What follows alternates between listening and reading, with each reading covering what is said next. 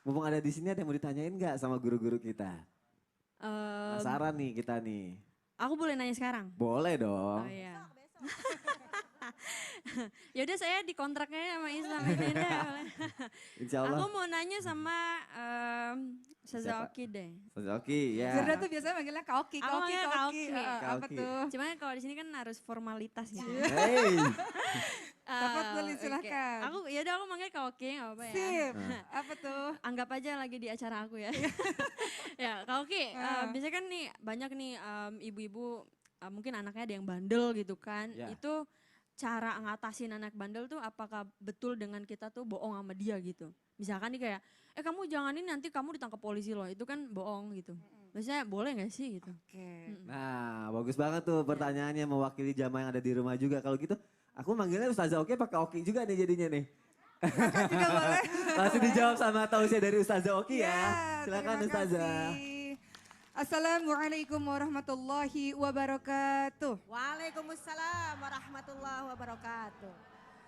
Allahumma salli ala Sayyidina Muhammad wa ala alihi wa sahbihi ajma'in. Apa kabar ibu-ibu sekalian? Baik. Masih dalam suasana lebaran, sebagian anak-anak kita masih ada yang libur, ada yang sudah bersekolah. Sebagian ada yang libur dan sebagian kita masih bisa merasakan keriuhan. Mungkin maksud pertanyaan dari Wirda tadi bukan bandel tapi aktif mungkin. Sehingga ketika anak-anak itu aktif ada berbagai macam respon yang dilakukan oleh para orang tua. Sebelum kita membahas mengenai kebohongan yang dilakukan oleh orang tua, saya mau bahas dulu tentang anak-anak yang aktif ini. Teman-teman jemaah Islam itu indah yang dimuliakan oleh Allah Subhanahu wa taala. Ada anak-anak kita, mungkin ibu-ibu punya cucu-cucu, anak-anak muda punya adik yang kayaknya ya Allah setiap hari senantiasa bergerak ke sana kemari, numpahin air, mecahin gelas, apa segala macam, dan juga kata-katanya senantiasa bicara terus. Ini apa? Ini kenapa? Itu kenapa? Ini kenapa? Begitu. Dan kemudian ada yang mengatakan anak aktif ini sebenarnya bagus nggak sih? Ini anak aktif ini bandel apa tanda-tanda pinter sih? Begitu ya ibu sekalian ya. Memang ada dalam hadis riwayat Tirmidzi, tapi ini didoifkan, dilemahkan oleh Imam Albani, bahwa Rasulullah Shallallahu Alaihi Wasallam bersabda bahwa anak-anak yang aktif kelak di masa besarnya akan tumbuh menjadi anak-anak yang cerdas. Hadis doif, tapi ini sering sekali digunakan oleh para ahli parenting karena situasinya sesuai dengan realita bahwa anak-anak sangatlah aktif. Tapi kita lihat apakah anak-anak aktif ini bagus atau tidak bagus, cerdas atau tidak cerdas. Ibu-ibu kalau punya anak-anak yang aktif, apabila setiap hari dia berbicara tanpa henti, kalimat-kalimat yang dia keluarkan, kalau kalimat-kalimatnya tersusun baik, kalimatnya lengkap, kalimatnya lebih baik daripada teman-teman sebayanya, menunjukkan dia cerdas. Jadi anak yang banyak bicara, anak yang banyak tahu, pengen nanya ini itu, pengen tahu ini itu, menunjukkan anak yang cerdas.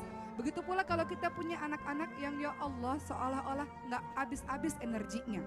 Senantiasa bergerak ke sana kemari. Anak-anak kecil itu sesungguhnya sedang bereksplorasi dulu sekali. Kita tahu di awal-awal perkembangan anak itu sel-sel otaknya sedang tumbuh luar biasa. Ketika dia sedang bereksplorasi melakukan berbagai macam kegiatan, dia sedang menstimulasi mental dan fisiknya untuk menjadi seorang anak yang lebih cerdas satu sama lain. Dan kemudian pertanyaannya adalah apakah kalau seandainya ada orang tua menghadapi anak yang aktif begini, sebagian orang tua responnya ada beberapa yang buruk.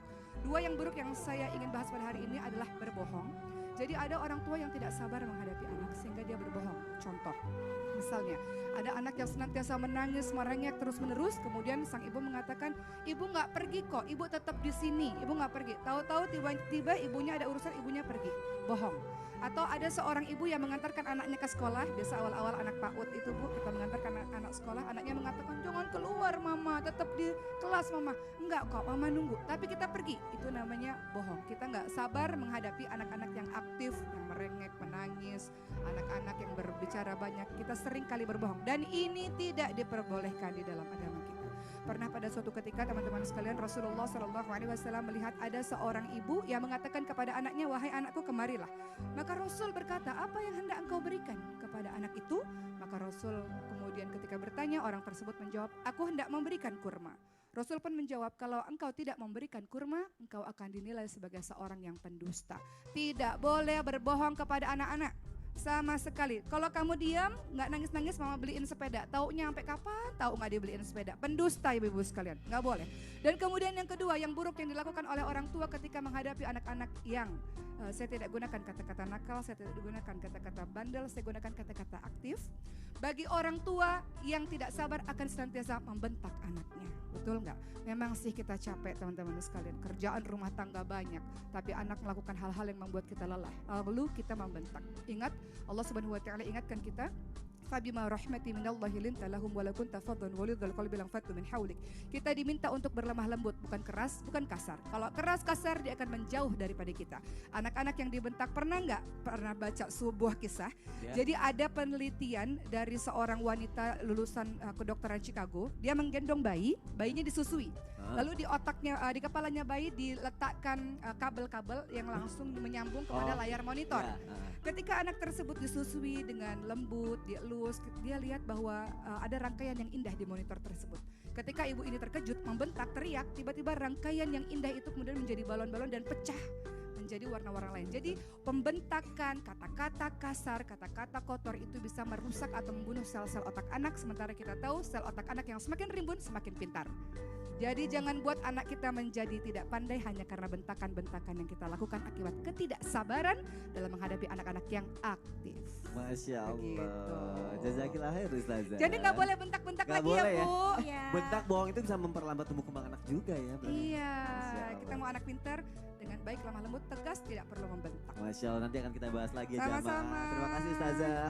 Jamaah. Yeay. Setelah ini kita akan menjawab pertanyaannya sudah masuk ke media sosial Islam itu indah. Dan masih akan ada pembahasan yang menarik lagi nih. Untuk orang tua, untuk anak milenial. Makanya jangan kemana-mana.